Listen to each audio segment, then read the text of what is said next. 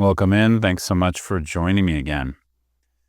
So, today I like to use another musical analogy to apply to our meditation practice. Maybe some of you know I was a musician for many years before. Of course, maybe once a musician, always a musician. I just don't play that much anymore. But often, musical examples, analogies, metaphors, etc., really do apply to my meditation and Dharma practice quite a bit. So I thought to share one here. And this comes via a reminder from a well-known musician named Jacob Collier. And I was just kind of watching some of his content, really brilliant musician.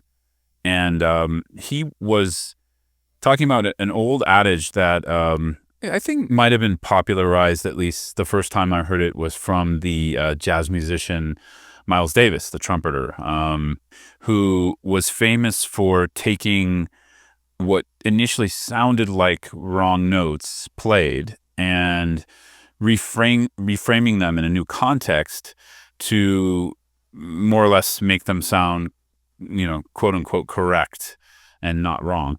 So Jacob Collier was demonstrating this really beautifully by basically he was in a certain key, playing a certain chord progression, melody around that chord progression, and he hit one note that was not within that key, and he just changed the key. He just said, "Okay, let's now change the key to fit that note."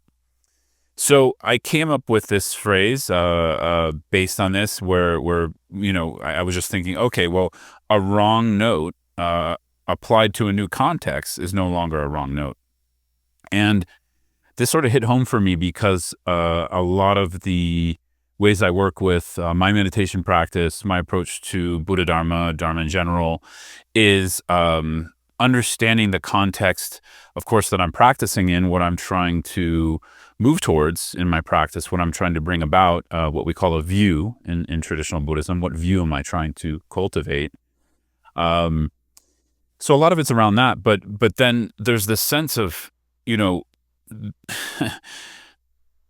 Buddhism, conceptual mind is sort of all we got in the beginning, meaning conceptual mind, our thoughts, our beliefs, our ideas. We're trying to transform and change these into more compassionate, wise, and skillful ideas, beliefs, thinking patterns, etc. Right?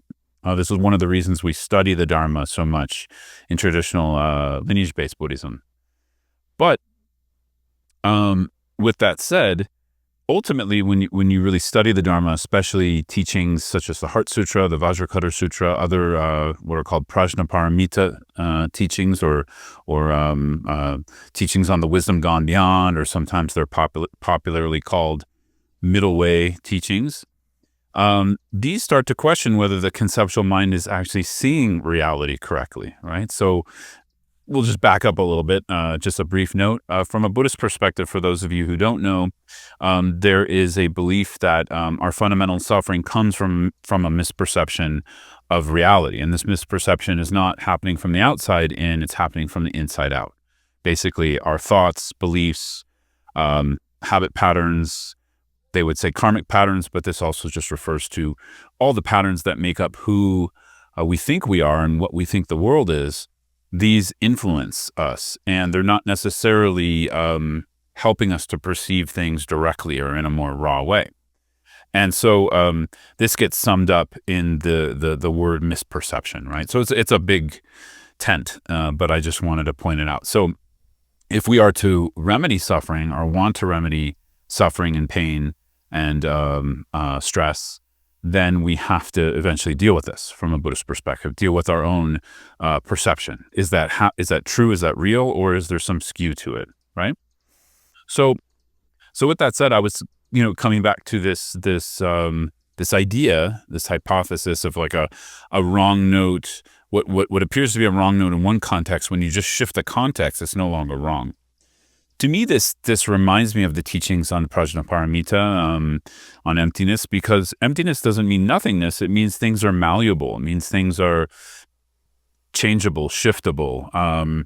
Exactly that. When you shift the context of something, it changes its reality, and something that it can appear malevolent becomes benevolent. Something that appears benevolent becomes malevolent, right? Now, when I'm using words like wrong and right, I do want to point out in lineage-based Buddhism, of course, there are harmful actions, harmful conduct, and more helpful or beneficial conduct.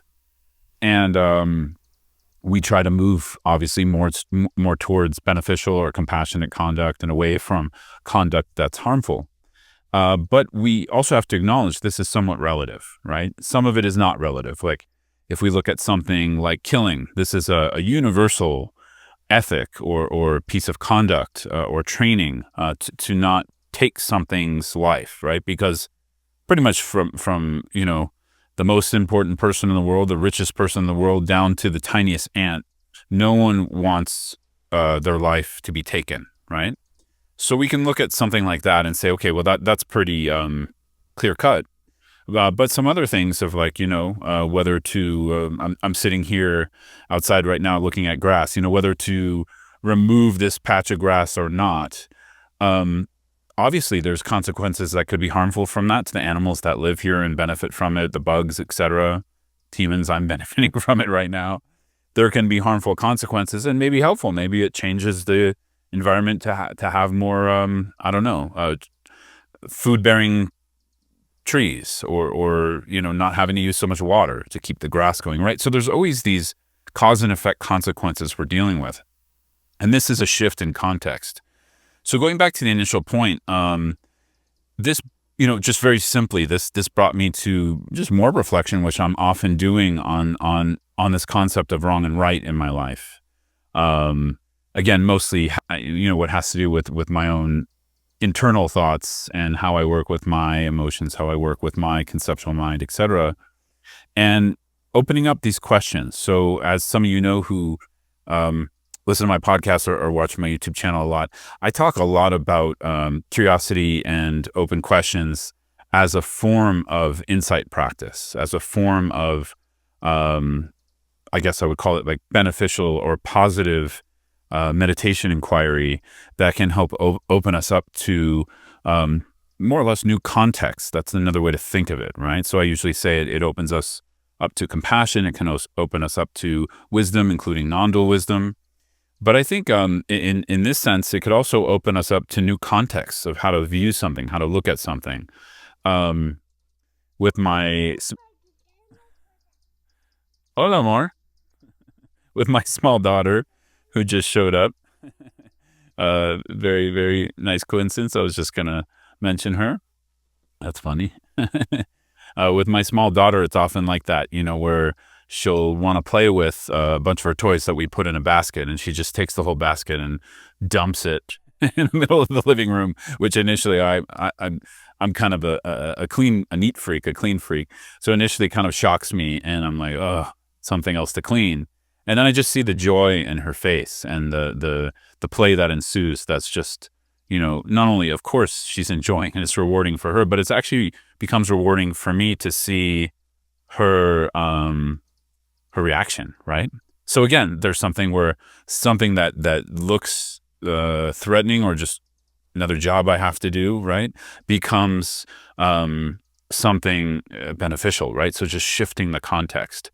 So just throwing out a question here for you at this point, what are a few areas in your life that you're struggling with where you can think of new contexts for those to exist in, right? So if you maybe can be open and curious to some new contexts for those struggles, maybe the struggle can change. Maybe the struggle can cease to be a struggle.